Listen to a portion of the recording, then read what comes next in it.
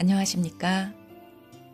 사랑과 축복의 통로가 되는 유나의 감동 주파수입니다. 데일 카네기의 인간관계론은 사람의 마음을 움직이고 인간의 본성을 꿰뚫는 날카로운 통찰력과 워렌 버핏이 가장 애독한 처세술 책입니다.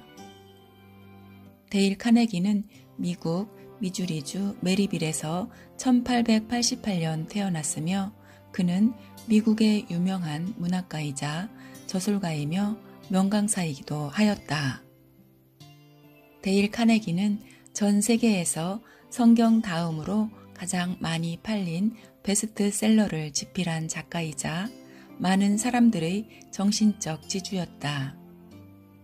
카네기 연구소를 통해 인간 경영과 자기개발 분야에 기념비적인 업적을 남겼으며 수많은 저서를 통해 인간관계에서 나타나는 심리와 대화, 스트레스를 분석하고 체계화시켜 인간관계론을 구체화시켰다.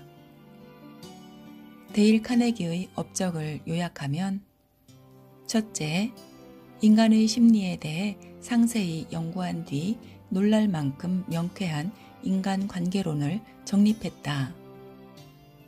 둘째, 세계 각지에서 세미나를 개최하여 성공적인 삶을 위한 지혜를 나누었다. 그의 사상은 오늘날까지 수많은 사람들에게 영향을 미치고 있다. 아름답고 안정된 삶을 누리고 싶어하는 모든 이들이 카네기의 강연에서 크나큰 도움을 받았다.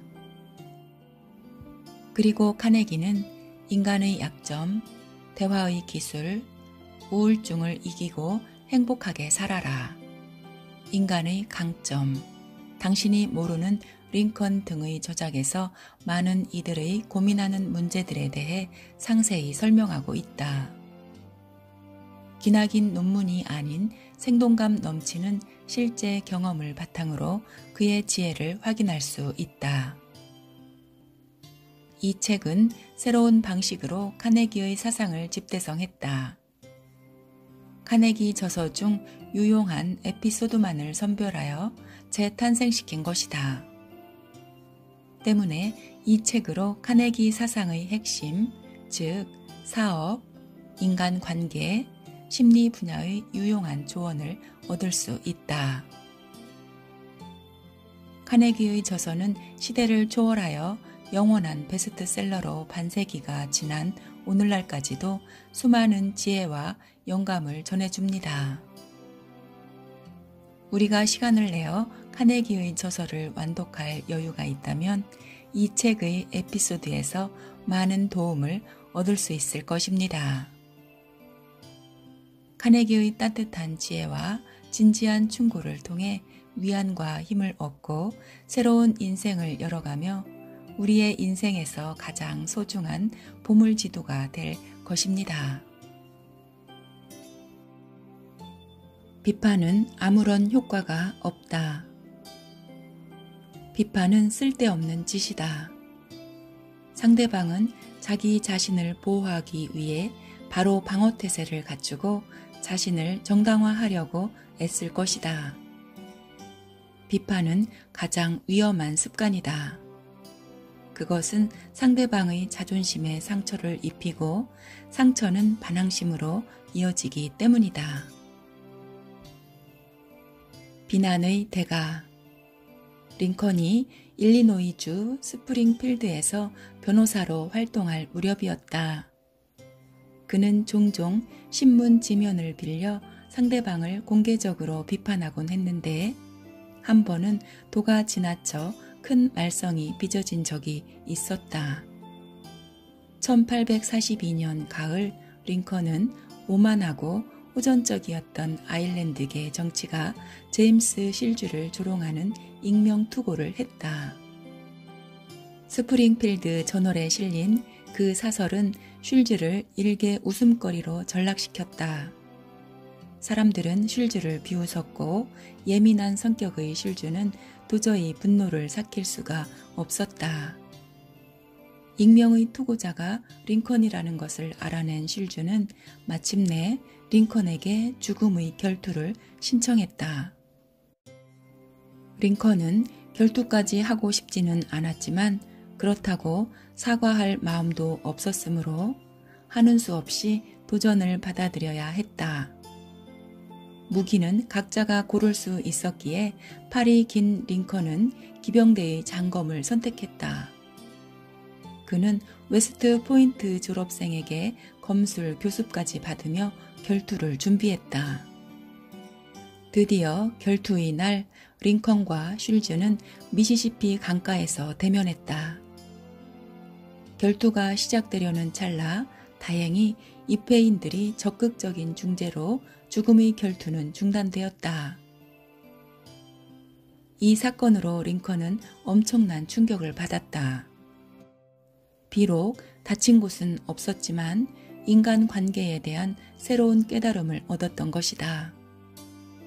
이후 그는 결코 다른 사람을 비난하거나 조롱하지 않겠다고 결심했다. 그리고 실제로 그 어떤 일이 있어도 절대 상대를 비난하는 법이 없었다. 위의 에피소드는 진검끼리의 결투라기보다는 인간 내면의 결투였다고 볼 수 있다.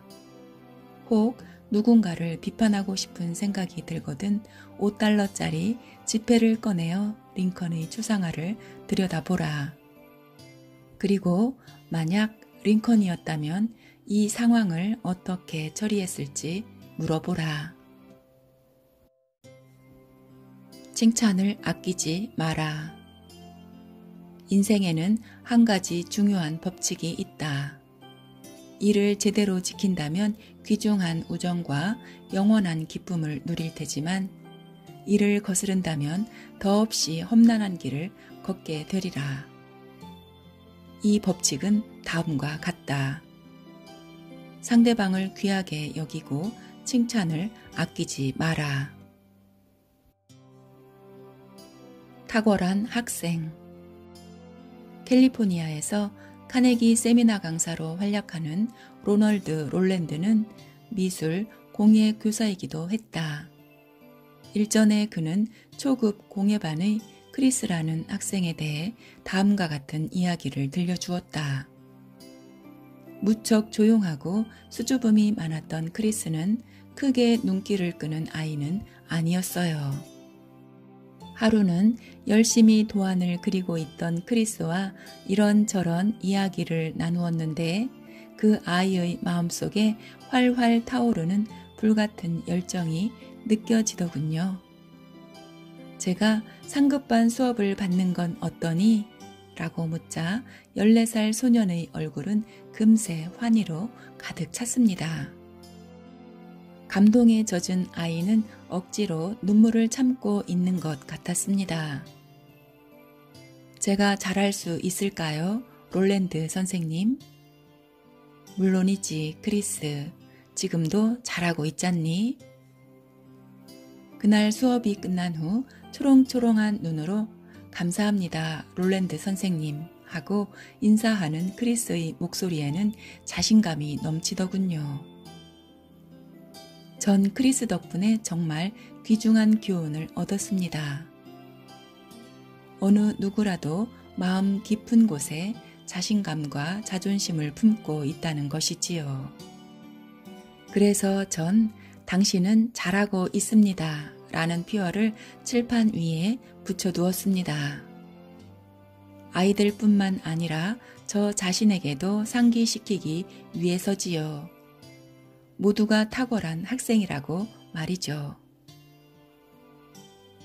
에머슨은 어느 누구든 분명 나보다 탁월한 면이 있다. 그렇기에 난 모두로부터 배울 수 있다라고 말했다. 열등감에 시달리는 사람들이나 상대에게 인정받기 위해 애쓸 뿐이다. 소크라테스처럼 대화하라. 당구를 쳐본 적이 있는가? 목표 지점을 향해 무작정 공을 치면 오히려 탄성을 받아 그대로 되돌아오기 일쑤이다. 하지만 살짝 비껴간 지점을 목표로 삼으면 원하는 방향으로 공을 보낼 수 있다. 조금 특별한 하루. 그리스의 철학자 소크라테스는 왕성한 호기심과 기이한 행동, 심오한 사상으로 세계 철학사의 대스승으로 알려져 있다. 또한 인류의 문명을 이끌어온 세계에서 가장 영향력 있는 사상가로 끊임없이 추앙받고 있다. 그렇다면 소크라테스는 어떤 방법으로 사람들을 이끌었을까? 그들의 잘못을 신랄히 비판했을까? 아니다. 소크라테스는 절대로 그렇게 하지 않았다.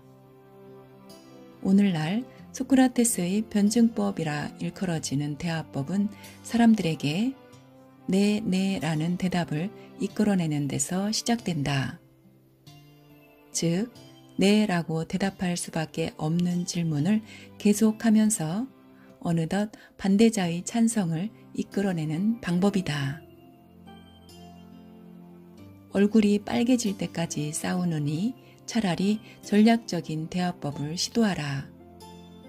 만약 상대가 틀렸다면, 그리고 잘못을 정정해주고 싶다면 긍정적인 어조로 말하라. 그러면 상대는 경계심을 늦추고 당신의 길을 따를 것이다. 네 대화법. 뉴욕의 한 은행에서 출납원으로 일했던 에머슨 씨는 네 대화법을 이용해 단골 고객을 확보할 수 있었다. 고객 한 분이 은행 계좌를 개설하기 위해 오셨길래 전 규정에 따라 계좌 신청 양식을 건네드렸죠. 그런데 그 분은 다 채우지도 않고 신청서를 주시며 이 질문들은 답하고 싶지 않소라고 말했습니다. 만약 제가 이 세미나에 참석하기 전에 그 분을 만났더라면 당연히 신청서 양식을 채우지 않으면 계좌를 개설하실 수 없습니다 라고 대답했겠죠. 그렇게 제 권위를 내세우며 득의 양양했을 겁니다. 하지만 그날 전 네네 대화법을 사용해 보기로 결심했습니다. 그래서 고객의 입장에 서서 대화를 시작했지요. 네, 신청서를 쓰는 건 좀 번거로운 일이죠. 여기 이 칸은 그냥 남겨두셨네요. 뭐 큰 문제는 없지만요.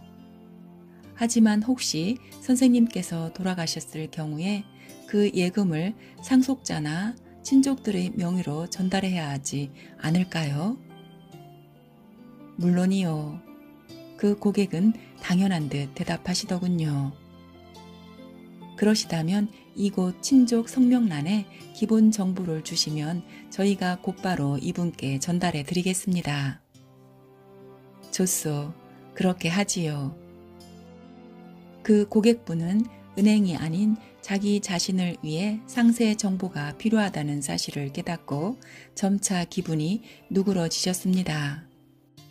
그리고 신청서의 빈칸을 다 채운 후에는 제 권고에 따라 어머니의 신탁 계좌까지 개설하셨지요. 그렇게 긍정적인 어조로 대화를 시작하니 제 의견을 납득시키기도 훨씬 쉬웠습니다. 당신의 학생, 고객, 남편 혹은 부인에게 일단 아니오라는 말이 나온 후에는 이를 긍정으로 바꾸기 위해 엄청난 인내와 지혜가 필요하다. 먼저 아니오라는 말이 나왔다면 혹여 스스로 틀렸다고 생각할지라도 자신의 자존심을 지키기 위해서라도 그 의견을 고집하려 할 테니 말이다. 지시받고 싶은 사람은 아무도 없다. 딱딱한 어조로 명령을 늘어놓는 사람만큼 귀찮은 불청객은 없다. 스스로는 대단하다고 생각할지 모르지만 이만큼 교양이 없음을 드러내는 습관도 없다. 화술의 미학. 얼마 전 저명한 전기 작가인 아이다 타벨 여사와 함께 식사할 기회가 있었다. 그녀는 내가 인간관계에 관한 책을 쓴다는 것을 알고 사람들은 어떻게 대할 것인가에 대한 의견을 제시해 주었다. 일전에 여사가 오웬에 관한 전기를 쓰고 있을 때였다. 그녀는 오웬의 동료를 인터뷰했는데 그는 지난 3년 동안 오웬이 누군가에게 명령을 내리는 것을 한 번도 본 적이 없다고 말했다. 오웬은 언제나 지시가 아닌 제안을 했다. 이를테면 이렇게 하시오, 저렇게 하지 마시오 라는 말 대신 이렇게 생각해 보면 어떨까? 그렇게 하면 될 것 같은가? 라고 말했다. 그는 원고를 마무리할 때마다 자네 생각은 어떤가? 라고 넌지시 물어보았으며 구술시킨 편지가 마음에 들지 않았을 때도 이 부분은 고치는 게 어떨까? 좀 가벼워 보이지는 않는가? 라고 차분하게 의견을 전했다. 그는 일방적으로 지시하는 대신 상대에게 일에 관한 권한을 부여해 주었다. 그리하여 실수를 통해 경험을 쌓고 교훈을 얻을 수 있도록 해 주었던 것이다. 복종하길 좋아하는 사람은 없다. 이에 오웬은 상대의 자존심을 지켜줌으로써 보다 유연하고 효율적인 협력을 이끌어냈다. 선생님의 편지. 50여 년 전 런던의 한 포목점에서 일하던 소년이 있었다. 그는 매일 아침 5시에 일어나 가게 문을 연 뒤 하루에 14시간 동안이나 고된 노동에 시달렸다. 이렇게 2년이 지나자 더 이상 견딜 수가 없었던 소년은 아침밥도 먹지 않은 채 약 25km를 달려 어머니를 찾아갔다. 절망감에 휩싸인 그는 어머니 앞에서 통곡을 하며 그 포목점으로 다시 돌아가기 싫다고 울부짖었다. 다시 돌아가느니 차라리 죽고 싶은 생각뿐이었다. 벼랑 끝에 선 그는 모교의 선생님에게 더 이상 살고 싶지 않다며 장문의 편지를 보냈다. 하지만 선생님은 그의 경솔한 생각을 꾸짖기는커녕 넌 똑똑하니 지금보다 더 나은 일을 할 수 있을 게다 라고 격려해 주었다. 그러고는 어느 학교의 교사 자리를 소개해 주었다. 선생님의 칭찬 덕분에 영국 문학사에 길이 남을 만한 한 사람이 탄생하게 되었다. 이 소녀는 후에 77권의 책을 저술했고 그 필력만으로 백만장자로 등극했다. 누구인지 짐작할 수 있겠는가? 바로 영국의 역사학자 웰스이다. 누구나 타고난 재능이 있다. 다만 그 재능을 찾아냈을 때는 성공을, 찾지 못했을 때는 실패를 맛볼 뿐이다.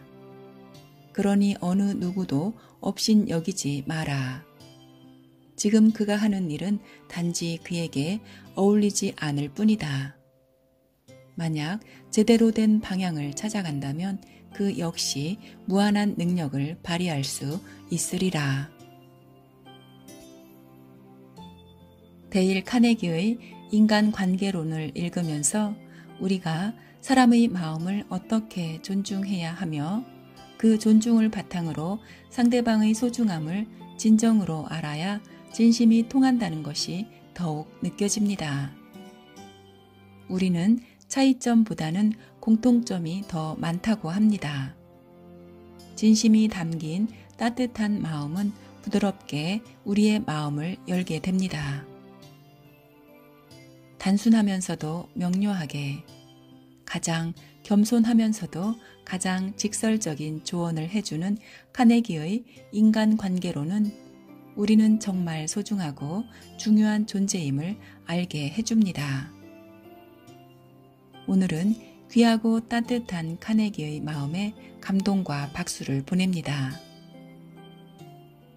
오늘도 우리의 주파수는 열린 마음의 감동과 사랑, 기쁨, 풍요, 행복, 자유, 감사, 평화입니다.